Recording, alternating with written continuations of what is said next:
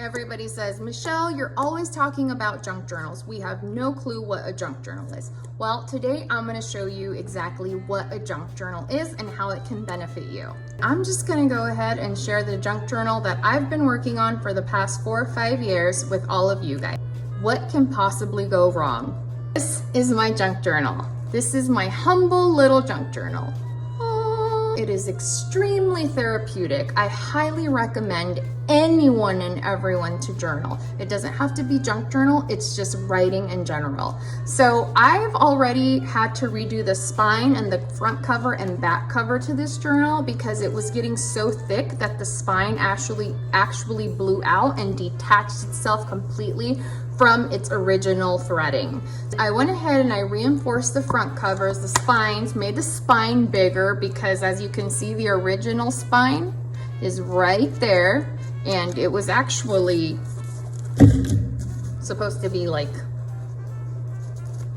that size. So what exactly is a junk journal? A junk journal is your diary of your deepest, darkest, most treasured, and perhaps agonizing thoughts, secrets, fantasies, whatever it is that you are feeling at the time, you drop it into here. Stuff that has held your heart, most treasured moments, memories, dates, you know, whoever you just want to talk about. It is like a safe for all of your feelings. And I'm sharing my safe with you. Why? What is in my junk journal? My junk journal is filled of things and markers and life events that have really shaped who I am, who I was, and who I'm planning to become. The first entry was a picture of me in my favorite country in the world, India.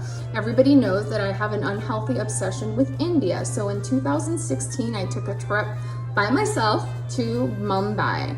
And I had the time of my life. This was like a very therapeutic closure, healing trip for me. And I will always remember it. So nothing fancy, it's just me at India's Gateway, followed by a quote related to Bombay. You have little forget-me-nots that you've managed to save throughout your trips, whether it be a napkin holder or anything in particular that reminds you of that specific event in your life or that time frame in your life. Save it, make a tuck. What is a tuck? This is a tuck.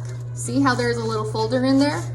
This is a postcard from 2017. My husband was at a army training thing out of state. He sent us a postcard in Spanish. He does not speak Spanish, but Google Translate tried its best. And he wrote me this awesome postcard. So I save it and I made a tuck. See, that's a tuck. Journal, another section, is a section for your favorite quotes. I made this journal folder and I inserted all of my favorite quotes. Does it say favorite quotes? Oh, I covered it. Well, it used to say favorite quotes. F. Scott Fitzgerald quotes, Sinji Moon, I don't know who wrote this one, but you know, different quotes that speak to me in one way or another. I definitely made an effort to write them on cardstock, decorated them a little bit, embellished them here and there, and tucked them nice and neatly into my decorated spread. As you can see, I apply multiple mediums into my junk journaling, so it's not just pen or markers or writing instruments. It literally is a combination of all mediums I can get my hands on. So as you can see, there's a little envelope up here I made and glued and put everything, and inside this little envelope is a receipt from 2017. My husband and I were dating, and I was visiting him in Idaho because we were long distance, and we just started writing. I know, we started writing like little love notes across the across the table. Like I was practicing my signature with his last name. Creepy, but it worked. I married him. So all right, let's change the subject. Incorporated. As you can see, my faith is very important to me, and it's actually what I attribute my mental success to, and my ability to overcome a lot of traumatic events that have happened in my life. I was able to overcome them because of my relationship with Jesus. So I will forever be thankful for that. And a lot of my spreads are dedicated to my relationship with Christ. Incorporated like an old vintage envelope. I went ahead and I decorated it. I embellished it with stamps, stickers, quotes. These are lace beads. You can see everything here. And then inside is a little napkin holder that I got in a hotel in Mexico when we were stranded there, and I really store them. I find that looking back on this stuff is it just takes me to a moment in time where, you know, you hold on to something so insignificant, yet that little piece of paper can provide me comfort in a time of need. This is something that really stuck in my heart. It was from a pastor. And for those of you guys who speak Spanish, it says, "Lo que más deseo en esta vida es ver el rostro de aquel que me salvó." And loosely translated, it's what I wish for in this life more than nothing else is to see the face of he who saved me. And that really spoke to me. So I have memorized this from a sermon that was given in like 2012. William Shakespeare, some quotes really speak to my heart, like though this be madness, yet there is method. You know, favorite quotes, and I doll them all up. This is done with embossing powder and a heat gun and some, you know, odds and ends and leftover scraps and ribbons and laces. Oh my. You know, more biblical, Jesus related,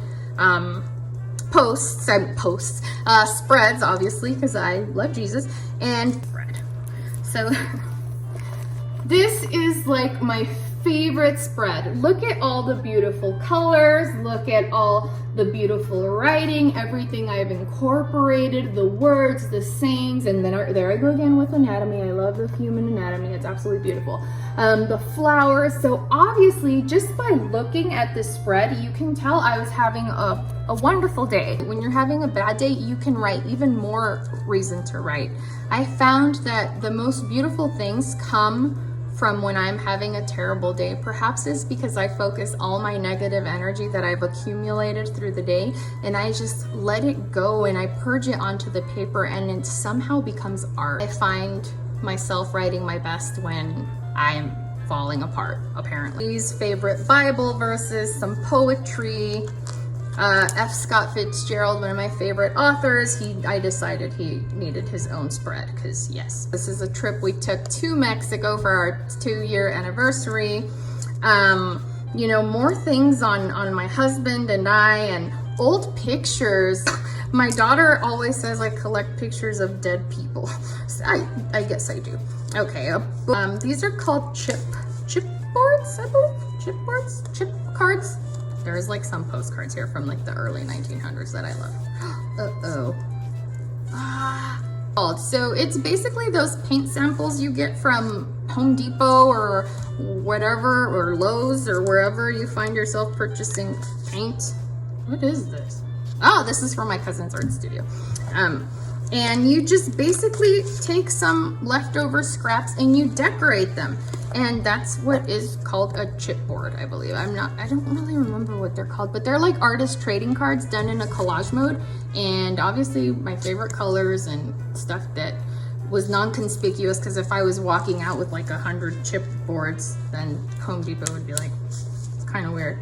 So yeah, here's Thanksgiving, our Thanksgiving spread. My husband and I again, a little flapperoo. So this spread, like I really remember that I wasn't feeling creative enough to write, so I decided that I was just going to incorporate the ephemera I had accumulated through the day. And a couple of friends were getting together for Bible study and they handed out, I tore up the papers and I incorporated them into a nice little simple journal spread, and it turned out well. Mine and my husband's 2nd year wedding anniversary, and I did a little spread and just pretty much thanking God for everything he's done. This is our recent Mexico trip my children and I took, and it's actually a really nice entry. I'm gonna edit it and fix it because I really liked how it turned out. This is my first